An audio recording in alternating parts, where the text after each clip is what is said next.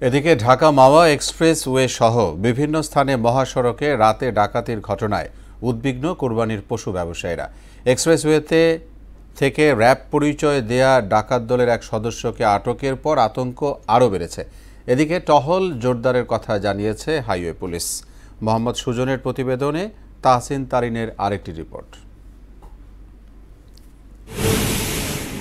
ঢাকার যাত্রাবাড়ি থেকে ফরিদপুরের ভাঙ্গা পর্যন্ত প্রায় ৯০ কিলোমিটারের সড়কপথ, মাঝে পদ্মা সেতু। সম্প্রতি এক্সপ্রেসওয়ে সহ বিভিন্ন স্থানে মহাসড়কে রাতে ডাকাতির ঘটনায় উদ্বিগ্ন কোরবানির পশুর ব্যবসায়ীরা। বিশেষ করে শিবচর এক্সপ্রেসওয়ে থেকে র্যাব পরিচয়ে ডাকাতি করতে আসা ডাকাত দলের এক সদস্যকে আটকের পর ব্যবসায়ীদের মধ্যে আতঙ্ক আরও বেড়েছে। ঢাকা খুলনা হাইওয়ে যেটা, এই রাস্তাটাই এই ঈদের সময়টা প্রশাসনের যতটা তৎপর হওয়া দরকার আমরা কিন্তু সেটা দেখি না।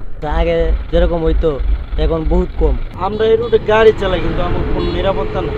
এটা আইন শৃঙ্খলা বাহিনীদের উচিত যাতে তারা কঠোর নিরাপত্তা দেয়, যাতে এই যারা গরু ব্যাপারী আছে গরু বেচাকেনি করে যাতে নিরাপদে টাকা পয়সা নিয়ে বাড়িতে ফিরতে পারে। ওয়ালটন আবারও মিলিয়নিয়ার অফারে ওয়ালটন ফ্রিজ কিনে আপনিও হয়ে যেতে পারেন মিলিয়নিয়ার।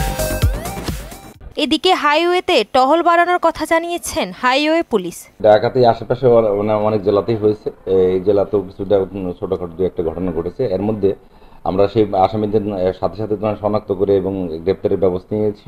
মহাসড়কে নিরাপত্তায় গুরুত্বপূর্ণ স্থানে একাধিক চেকপোস্ট বসানো হয়েছে বলে জানায় হাসারাত থানার ভারপ্রাপ্ত কর্মকর্তা। বেশ কয়েকটা চেকপোস্ট, নিচের রাস্তায় চেকপোস্ট বসিয়েছি, আমাদের ধলেশ্বরী টোল প্লাজা চেকপোস্ট বসিয়েছে। কোথাও যদি কোনো দুর্ঘটনা ঘটে তাৎক্ষণিকভাবে গাড়িটাকে অপসারণ করার জন্য আমরা রেকারের ব্যবস্থা রেখেছি।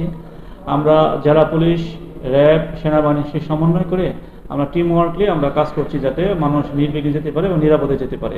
ঢাকা ভাঙ্গা এক্সপ্রেসওয়েতে ঈদে ঘরে ফেরা মানুষের যাত্রা নিরাপদ হবে এমন প্রত্যাশা সবার। তাহসিন তারিন, মোহনা সংবাদ।